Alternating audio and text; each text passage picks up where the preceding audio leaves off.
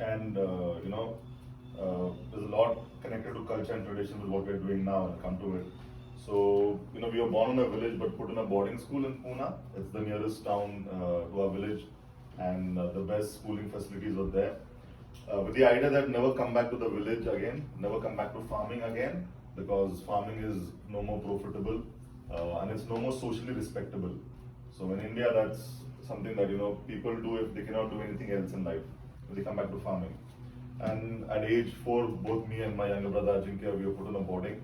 So we started on a boarding all our life from KG till PG, and did what our parents wanted us to do. So I did my graduation in economics and then did my MBA. He did his computer science and MBA. And we both got working with banks. I was working with Citibank and he was working with HSBC. And 4 years working with the banks, we kind of ticked all those boxes. In India, it's very important. You need to ascribe to what parents want. So, good job, good career ahead, city life, got married, settled, house, car, everything was there on loans. And kind of got that, and then something struck us. We suddenly felt a vacuum of sorts. We suddenly felt that what we are doing is not giving us joy or happiness. And though if everybody else was saying it's good, for us personally, subjectively, we were not enjoying it. And that made us take 2 steps back and think about what we wanted to do in life and what we love doing in life. While we were growing in the boarding school, we used to visit our village for summer and our Diwali holidays. Diwali just coming next month, and we used to have a month holiday, and summers 2 months. And in the village, we have a 100-year-old house that's called a vada. It's a house made out of stone, mud, and wood. And it has a large courtyard in between, a tulsi plant, and in front of the house there were buffaloes, cows, and bulls, and the farm extended from there. And we woke up to hens and cows mooing, and then removing milk and just helping out there and seeing how things are done, and then seeing how food is grown. And we loved that. We loved that because it was a peaceful life. It was connected with nature. We loved gardening. Farming is gardening on large scale, and we enjoyed that. Coming back to the city life where we were faced with this individual crisis, we reflected on what we wanted to do, and somehow the idea of farming came up. And we said, that's something that we have a lot of fun doing, that the time goes out there very nicely, and let's try a hand at it. So there was no idea of creating a business or a brand which now exists. We are reluctant businessmen, so as to say. The idea was just to go back to the village and enjoy farming and be amongst livestock and be in the soil and sun every day. We love those elements. So we went back 10 years back. Ajinkya quit his job first. He took a plunge into farming, and then I joined him 2 years later. Once we went back, we realized that the practices that were being done are not sustainable. And our workers on the farm started telling us data that they were keeping in their heads. And one of the workers was a guy called Mahada, and Mahada is like 2nd grade educated, and he told us that when he was farming with my dad 30 years back, these same agricultural fields used to give us 90 to 100 tons of sugarcane an acre. And now the same fields are giving us 30-35 tons of sugarcane an acre. And this happened in the last 40-45 years, since the green revolution in India came in, since chemical fertilizers were introduced. And before that, we come from a family of farmers. I'm a 5th generation farmer. So for 5 generations, the productivity never fell. In the last 40 years, it fell by 50%. That got us concerned. And we were like, if this continues in the next 30-40 years or next 25 years, the land will lose its fertility and we won't be able to do farming. And my next generation will not have this choice of coming back to farming. That concerned us a lot, because for a farmer, farming is not a profession, farming is not a job, farming is not a business. It's a duty. When you're born in a farmer's family and you're doing farming, you have to sow, you have to grow, you have to harvest. Irrespective of whether it's affordable, economically affordable or not, all these are secondary. And there's a connection with the soil, there's a connection with farming. In Maharashtra, we, from the state from where I come in, we call the soil Kali Ai, and Kali Ai means black mother. and so the soil is akin to mother. So this idea that someday we won't be able to grow food was very disturbing, and that's when we started searching for alternatives. In our search, we came across a farmer who was our first inspiration. His name was Ashok Ingole, and he farms in a very small village called Bidal in Dahiwadi near Satara, near Shikhar Shignapur. And this guy on a plateau that's a drought area, no rain, I mean completely rain-fed, was farming pomegranates organically, and in this open farm without any trees. He had like 110 khillar cows, and very rustic chap, no television in his house, used to not read papers, day in, day out, like he was meditating farming and completely involved. And he told us that the Indian indigenous cow that he keeps, this cow dung is more beneficial as a manure for the soil, and the milk that the Indian indigenous cow gives has the A2 protein. And this was 10 years back, when these words A2 and A1 were not so much prevalent. Now they are very prevalent. Now you go to Whole Foods, you get A1 milk and A2 milk, and A2 is priced higher. And he told us some basics about how the Indian indigenous cow is different, and how the Jersey and Holstein cow, which is a European cow introduced in India in the last 40-45 years back, is different. And I was like, a cow is a cow. You're talking something that's not scientific. It has 4 legs, a tail, and the same system, and it gives milk, both of them. But what he said made us do some research, and we came across a book by a New Zealand-based scientist, Keith Woodford, who's written a book called Devil in the Milk. And there he's mentioned that the species of Indian indigenous cows is different. So like we all humans belong to one species, Homo sapiens. You be from Africa, India, or America. Indian indigenous cows belong to a species called Bos indicus, and the Jersey and Holsteins belong to a species called Bos taurus. So it's a different species. And then it started making some sense. And then this guy has written exhaustively in his book, he is a scientist, and he said that the Indian indigenous cow's milk contains the A2 protein, and the Jersey Holstein cow's milk contains the A1 protein. And basically what it is that he says there's a genetic breakup in the Jersey cow's gene makeup, and it releases histidine in the milk. And in the indigenous cow's genetic breakup, there is no breakup, and it releases proline. Histidine, if you consume for a long time, it's related to 3 diseases: mental illnesses, type 1 diabetes, and mental illnesses, type 1 diabetes, and there's another disease that's related to consuming histidine. And then he said that if you compare the health data of countries where Jersey and Holsteins were introduced, and see before 40 years and after 40 years, you find a rise in the incidences of these 3 diseases. And then what he was saying, we could relate to it, because the incidences of all these diseases have grown in India from the last 40 years. India has become the diabetic capital of the world. So it started making sense. Then we dipped into how traditionally farming was done, and which cow was kept, and why, and sorts. And we realized that every farmer in our village also kept a Jersey Holstein for the dairy, where he sold the milk. But for his personal consumption, he kept an Indian indigenous cow. And he said this milk tastes better and stuff. A lot of other research into organic, sustainable farming led us to an institute in US called Rodale, which does a lot of research in organic farming. The chief soil microbiologist was a lady called Dr. Alien Ingham. She retired now, and she put up a lot of stuff on YouTube, and we consumed that data. And we understood that farming is very simple. Farming is basically, the soil contains all the nutrients required by the plant for the next 100,000 years. The soil is so rich. The deeper you go, the concentration of those nutrients double. So in the first 1 feet, if they are 2x, and the next 1 feet they are 4x, and then they're 8x, and then they're 16x. And I'm like, if the soil contains all the nutrients required by the plant in such density, why isn't it that we're using it? And then she says that, this is in an unavailable format. It's like I'm giving you wheat grains to eat. You cannot eat the grains directly. You have to grind it, make flour, make a bread, or make chapati and have it. Similarly, this unavailable format needs to be converted to an available format. And how does it happen? So there is, between the tree and these nutrients, there is a medium, and in that medium lives all this microbiology. And by microbiology, I mean your bacteria, fungi, nematode, protozoa. These are all that your eyes cannot see, and then the ones that your eyes can see, earthworms and these crawly creatures. And these microorganisms convert all these unavailable forms of nutrients to available formats and give it to the plant. And it's a very simple process. The tree has a white root system. It releases an adjuvate when it requires boron or iron or phosphor, and that attracts boron solubilizing bacteria or phosphor solubilizing bacteria.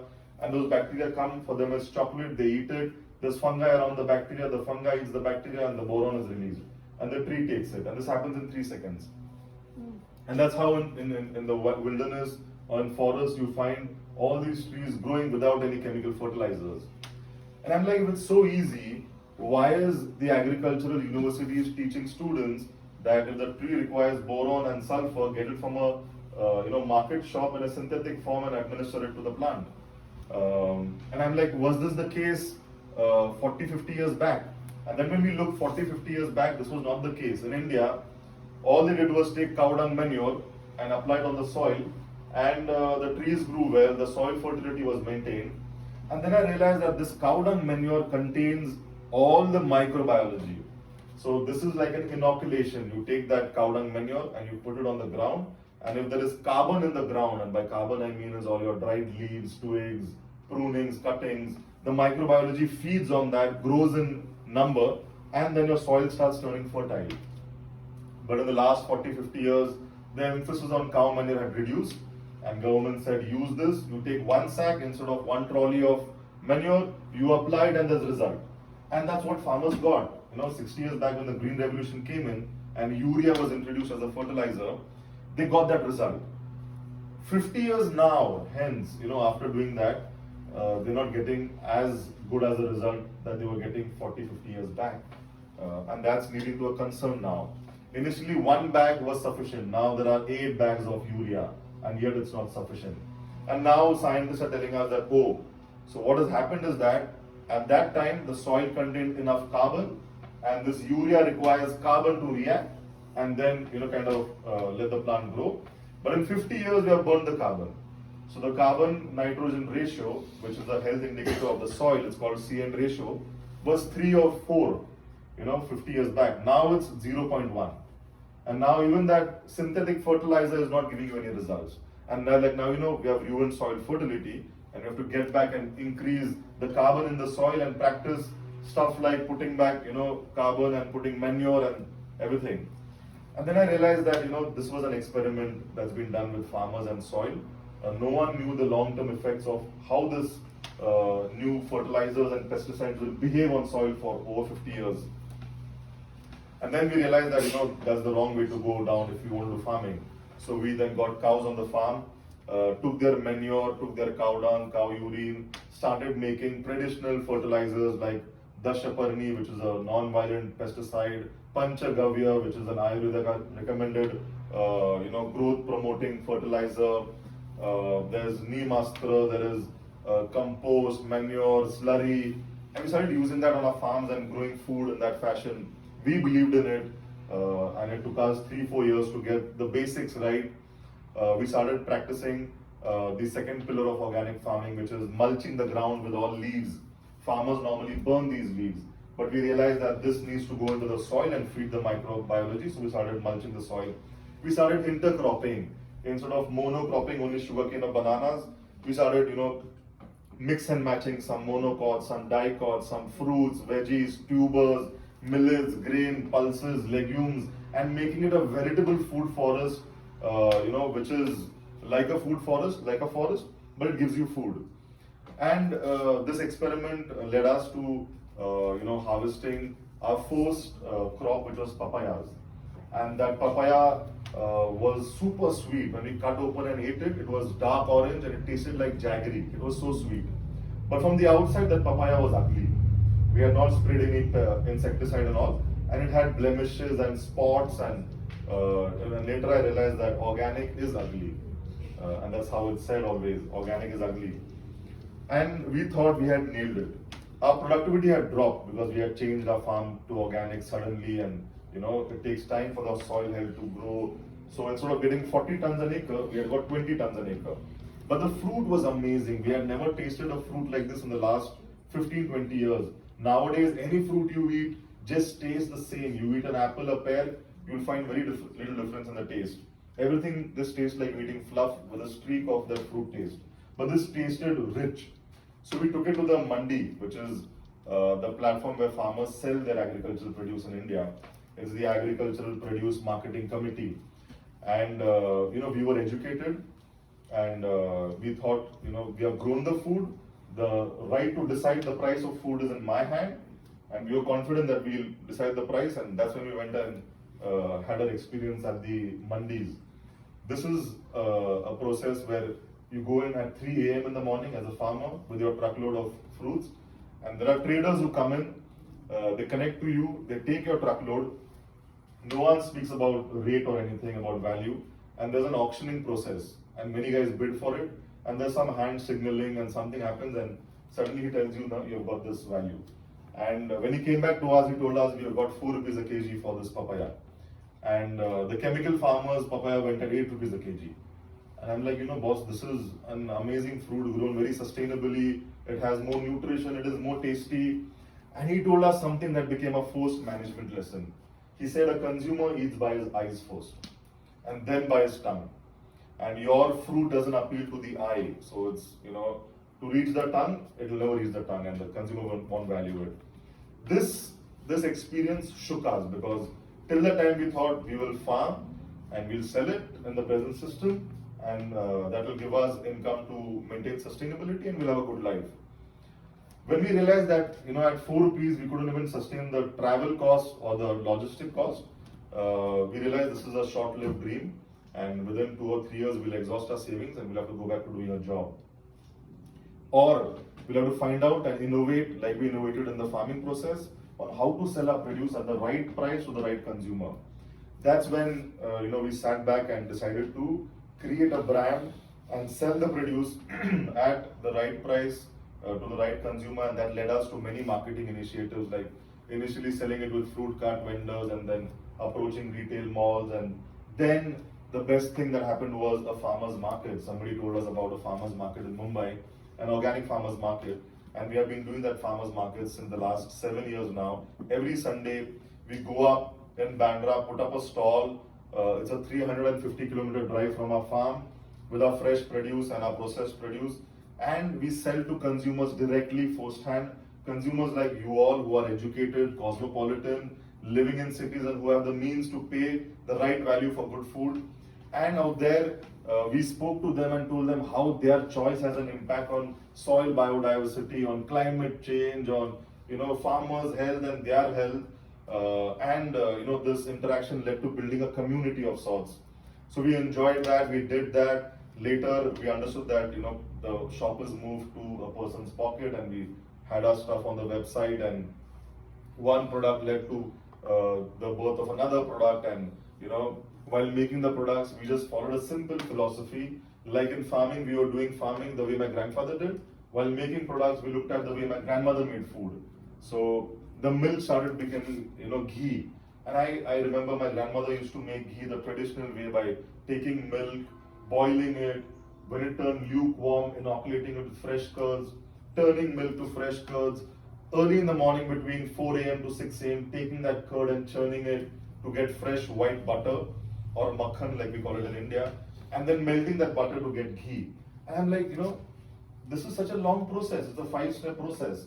When I looked at modern dairies and modern ghee makers, they were making ghee by just taking butter oil, or taking butter and melting it to get butter oil.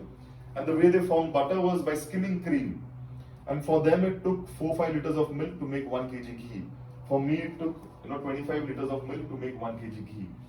And I'm like, if the end product looks same, it tastes same, what is the difference? Why did my grandmother follow a 5-step process?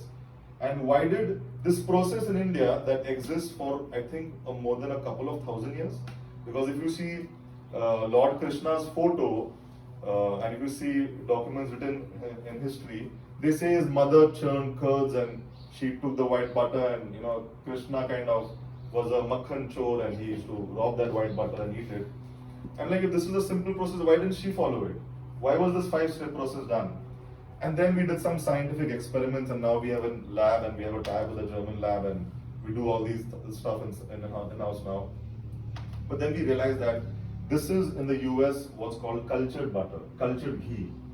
And this is the ghee that actually melts, or is the only ghee that actually melts below human body temperature. Whereas the ghee made from butter oil melts above human body temperature. This ghee helps increase your good cholesterol, which is loosely called HDL.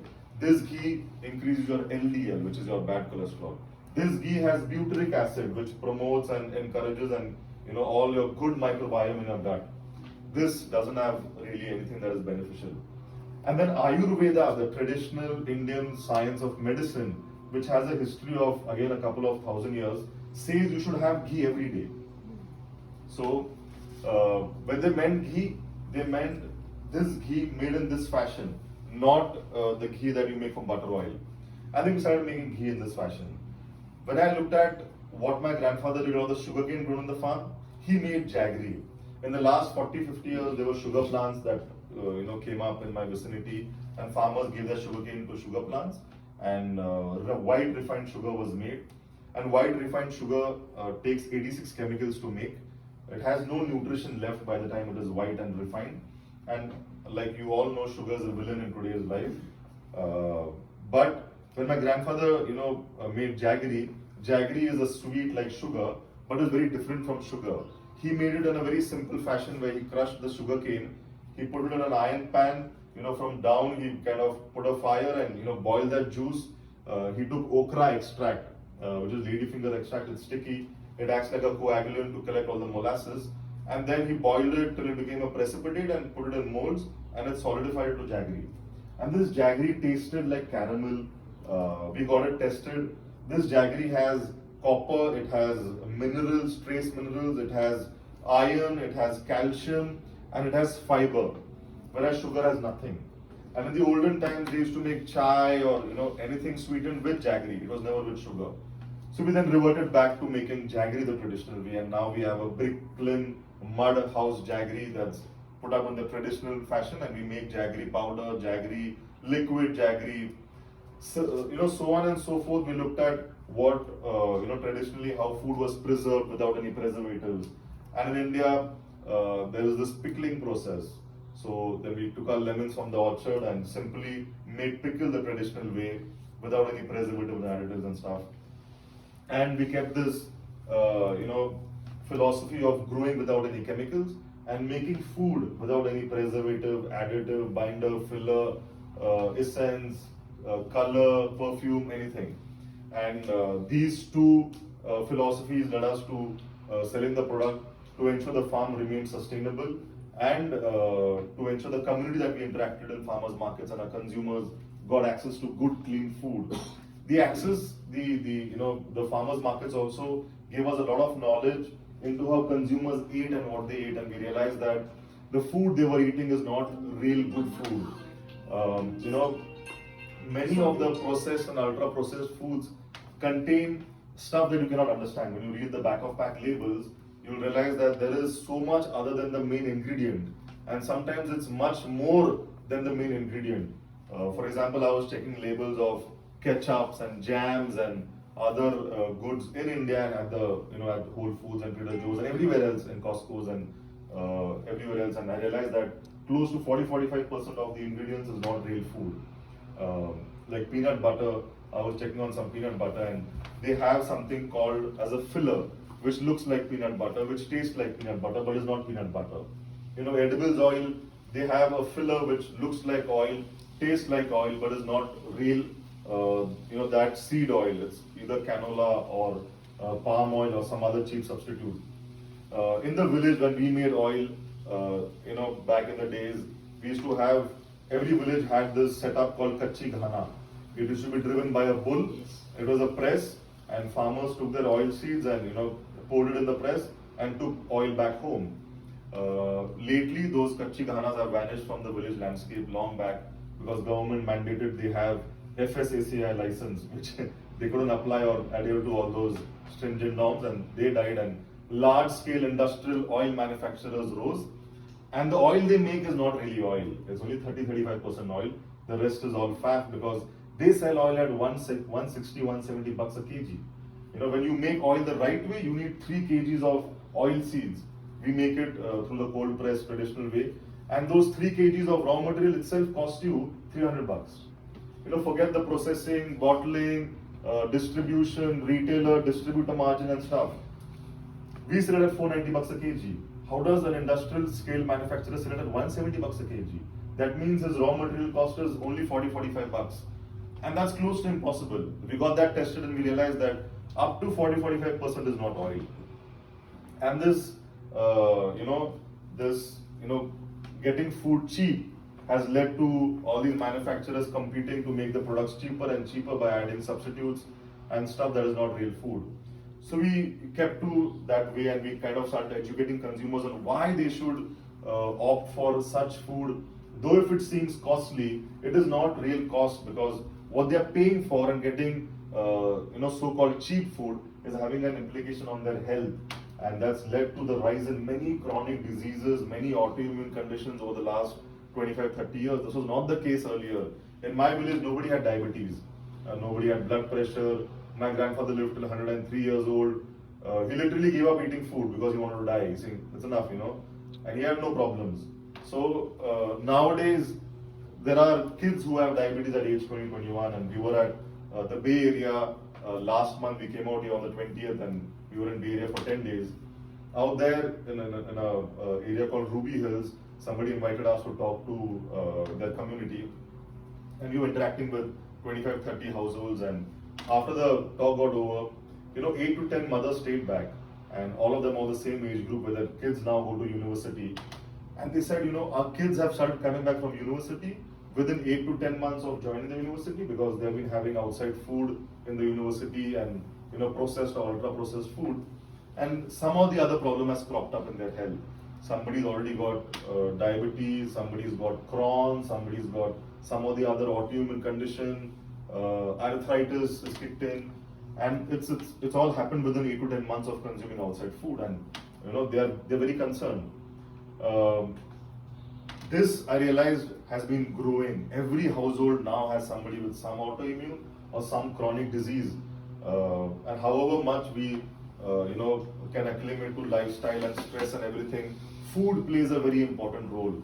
And I was surprised, because in India, the science of medicine, Ayurveda, also says, take food like medicine and you won't need medicine. I think there's some Greek philosopher who also said that. So any ancient culture always stressed on the importance of good food being like medicine. But when I was interacting with a medical student in the US, she's done her MD and she practices in the US, and I was telling her that, clean food actually results in you getting lesser diseases and good health and stuff. And she's like, this is unscientific. This is not what we are taught in medical school. Diseases come through some of the other genetic play and some lifestyle disorder or something. And the only solution is you take a pill or you take allopathic medicines. And I was surprised, because many chronic disease patients, when they just change their diet and their lifestyle, they can overcome that disease without any medicine. But that's what has been taught and is being taught widely. So with that, we have been meeting people over the last 35 days, telling them about how real food should be grown, how you should choose your food, and give importance to food that has come down traditionally through a couple of 100 years. It was time tested. It gives you clean sources of energy, and how to opt for traditional grains and stuff like millets. This year, the UN has announced this year as the International Year of Millets. Millets were eaten by farmers 50, 60 and 100 years back. In the last 40, 50 years, wheat was popularized by the government, and then farmers switched to eating wheat. And the traditional variety of wheat, which was a variety called khapli or emmer long wheat, was put aside because it didn't yield as much, and a newer variety was promoted, which yielded a lot. But now that newer variety of wheat is giving us gut issues and gluten intolerance issues and spike in glucose levels, so it's not really good for your health. And we realized that the millets that were being consumed traditionally were good for health. They contain pure energy. They're practically gluten-free. They last for 8 hours in your body. They give you sustained energy. And we realized that somewhere that tradition had science, but my grandfather could not communicate that science when he passed on that farming know-how, and my grandmother could not communicate that science when she made food in the traditional way. And over the last 40, 50 years, we have been, we Indians especially have been looking at Western ways of making food, convenience and stuff, and the connection with food that was not only about consuming energy, but the connection with food in India is just beyond that. It's a celebration. It's ancient. It's tradition. Food is used to make up a large part of our time and life back in the days. That connection is lost, and our entire journey and our message is also about getting back this connection with food and growing it the right way and selling it the right way. So this is why we are in the US on the last 30-35 days, talking with people. For us, growing a brand or a business without an emotional connect is very difficult. In the farmers markets, we connected with people, and that's how the brand and the business grew in India, and many people come to the farm to visit and see how food is grown. But in the US, we have been selling over the last 5 years online just through word of mouth. But we had never met people, and this idea was to just meet people in person, tell them who their farmer is, and understand what their questions about food is and what food means to you guys in terms of so many other things. So when we get over our talk, we want you all to ask us questions that bother you all, or any question that arises, and we take that learnings to our farm and to our team back, and we can kind of improvise and do stuff on it. Today, we work with over 2,000 marginal farmers, where we handhold them to grow food organically and process it in our facilities, and make this kind of food. After the talk gets over, we've got some samplers from the farm. These are 8 products that are widely sold on our website. We've got them along, and also got a cotton bag that has a nice message, and a cap, and a recipe book, and some energy bars, clean label energy bars. So by clean label, I mean you can see every ingredient, you can taste every ingredient, you can feel every ingredient without any refined sugar. There's dates, or there's date palm jaggery that's used as a sweetener. And the products I've got is, of course, the cultured ghee, which I was talking about, and which I recommend people should have daily. There is lemon pickle. This is, like I said, the traditional art of making pickle is made from Indian indigenous lemons, not the hybrid newer lemons. This is a variety called Kagzi. Its skin is thin as paper, and it's very nutritious and rich in vitamin C. This is oil-free lemon pickle. Pickles are used in India as an appetizer, or as a side thing when you eat food, and it also ignites the Agni. So Ayurveda says in your stomach you have a fire that helps you digest food, and pickles is something that ignites that Agni and helps you digest food better. So this is pickle. We have tried making peanut butter, and we've been making for the last 6 years out of Indian indigenous peanuts. These are peanuts that are called Ghungru variety. They're less in allergens. We split open the peanut, remove the embryo, which causes a lot of issues in the gut, and then sand roast it and then stone grind it to get the peanut butter. This is 100% pure peanut butter. The one that I've got as sample is a sweetened one. It's sweetened with jaggery. On the website, we have an unsweetened one, so try the peanut butter and take some of it home. Then there is Gulkand. Gulkand is a rose preserve, crudely called a rose preserve. In India, Gulkand is consumed in the summer months. It's a coolant. It's made of rose petals, and the roses that we use for making this are not roses grown in the greenhouses and poly houses. These are roses that grow on the mountains in Rajasthan, in Haldi Ghat, and these are Indian indigenous variety of roses. They're called Chaitri Gulab, and they're made in a fashion where we take these petals, do not remove the oil because the industry process is to remove oil, and then just make a precipitate with that leftover leaves and fiber. But we take those fresh leaves, put it in an earthen container. It's called a matka or a dera in Marathi, and then put some unrefined brown organic sugar, traditional sugar inside, and then mix it, and then kind of mud seal it and put it, bury it in the ground in the farm for 40-45 days, and it cooks with the sun. So this is the traditional way of making Gulkand. So we've made some Gulkand, and then there is a single origin turmeric called Lakadong turmeric. This is grown in a village called Lacadon, and this variety has close to 10.43% curcumin. So curcumin is that aspect in turmeric which lends turmeric its anti-inflammatory property. Worldwide, turmerics have a curcumin content of 3 to 4%. This is a special variety which has a curcumin content of 10.43%. The women farmers that we work with to grow this in Meghalaya was awarded one of the highest civilian awards, the Padma Shri last year. She's a lady called Trinity Sahu. So we grow it with her. And this turmeric, you can use it for your cooking needs and everything. And while touring the US, we realized that turmeric has become, and I've changed my pronunciation from turmeric to turmeric because that's how it's pronounced in the US. And I've realized that turmeric has become one of the biggest superfoods along with ashwagandha and some super herbs. And there's an entire alley where you have turmeric capsules and turmeric tablets and other forms. But traditionally what Ayurveda says is that consume turmeric with a good fat. And the best fat is ghee made the right way, which is the cultured ghee. It's not a simple mixture of turmeric and ghee. It's an 18-hour process through which we make this. It's called a ghrita.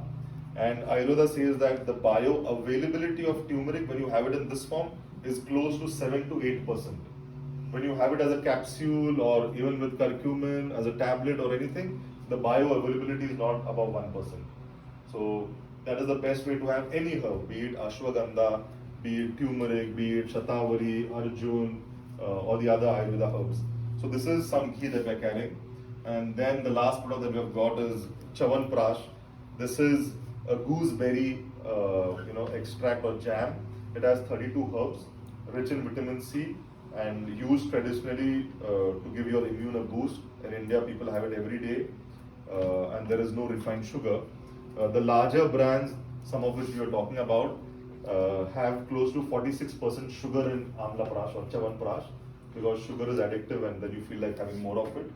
So this is made with unrefined brown sugar and farm-grown avlas. So, there are 70 other products on the website. There are heirloom varieties of rices, there are wheat varieties, there's millets, there is pohas that we make it the traditional way, and so many other stuff that you can explore on our website. And feel free to give us your feedback after you have this.